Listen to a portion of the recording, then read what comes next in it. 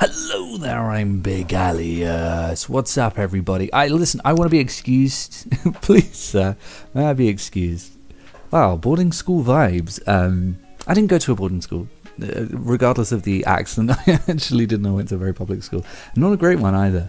But I want to be excused. I'm tired. I'm very tired, and I've decided to tackle what am considering to be like quite a large subject. I don't script these. I'm firing off the hip, so I'm sorry if I make mistakes here or there. I don't know why I've decided to do this, but I do want to chat about this because I think it's a very interesting notion and something that I've wanted to talk about for a very long time. I'm a huge music fan. I am a big music fan. I absolutely adore music. Many of my tattoos are musically themed. My entire left arm is all musical stuff. I absolutely adore music. And I saw a post earlier today about Taylor Swift. You know, take her or leave her, whether you like her or not. I think some of her songs are okay. I'm not a huge fan of them. I'm also not a huge fan of the performative rich girl trying to relate to, the average Joe. Kind of bugs me a little bit, but that's neither here nor there. I saw a post saying that the reason her music is so effective and so popular is because that it is a message that people can attach themselves to and relate themselves to and say that, okay, I'm not the only person who feels this way.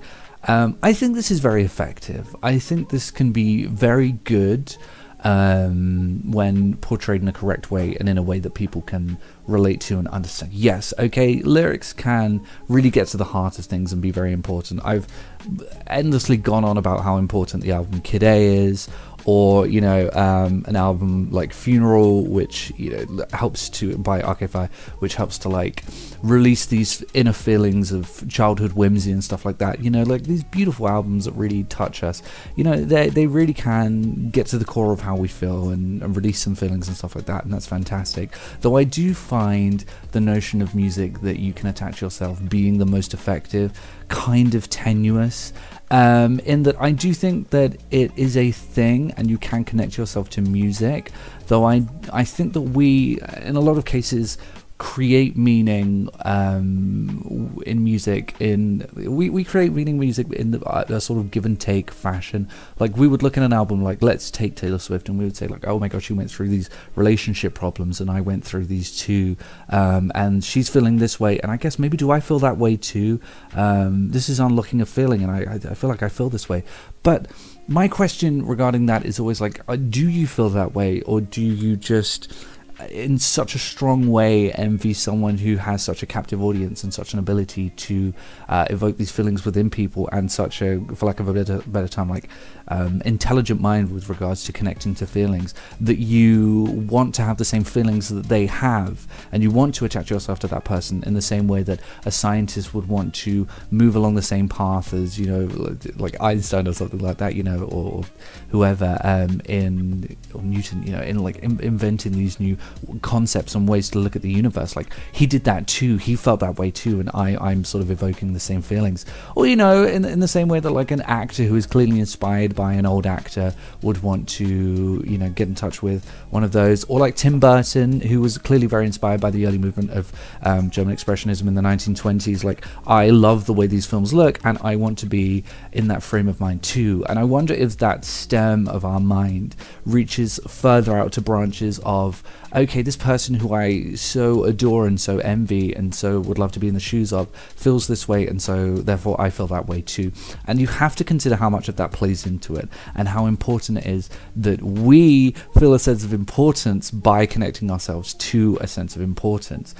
Lyrics overall, particularly in terms of relationships and stuff like that, I mean, you've got to think about it, right? You either have a 10,000 word dissertation, or 15,000 word dissertation, or you have 50 words, on a lyric sheet. You can't encapsulate everything within those 50 words, and you would have to create depth and annotate what is being said to you in a way that works for you in order to get as much depth as you would from, say, a novel or a dissertation or, a journal or something like that. If someone says, I loved you and you broke my heart, you are creating a situation around that. You are accessing the cognitive database that you have and remembering the time that you went out on a date and he broke your heart by telling you that he went off with someone else or something like that. You're doing that. You're creating value to the lyrics. And like I said, when the lyrics are as sparse as they are, and honestly, in the case of a pop singer like Taylor Swift, as universal as they are, I'm sorry, but that's kind of how it is. They're very universal lyrics. They're designed to get to as many people as possible. And though I think it's easy to say, you know, this person is so brilliant because they say things that so many people feel, that entire sentence can be recontextualized to say this person is so brilliant because they are saying things that are so universal.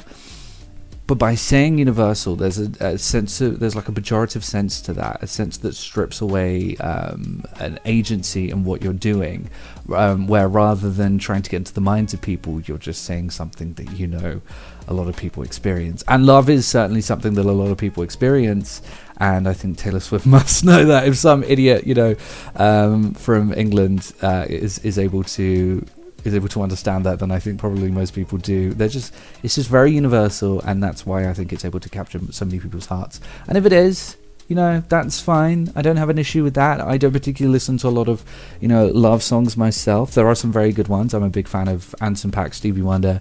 I like some of the Beatles love songs, you know, so on and so forth. And obviously, like, Frank Ocean deals with a lot of love songs, but in his music, which I would say is even, you know, is deeper and more multifaceted, he deals with the side of like envy and a lust that should diminish but isn't, you know, and stuff like that, and controlling and all of these different systems. And so, you know, there are more multifaceted ways to deal with these things, but that's not universal, and universal captures the hearts of the most people. I hope that made sense, and I hope I didn't like trip over myself too much, but that's that. Taylor Swift, whatever, I guess. I guess whatever.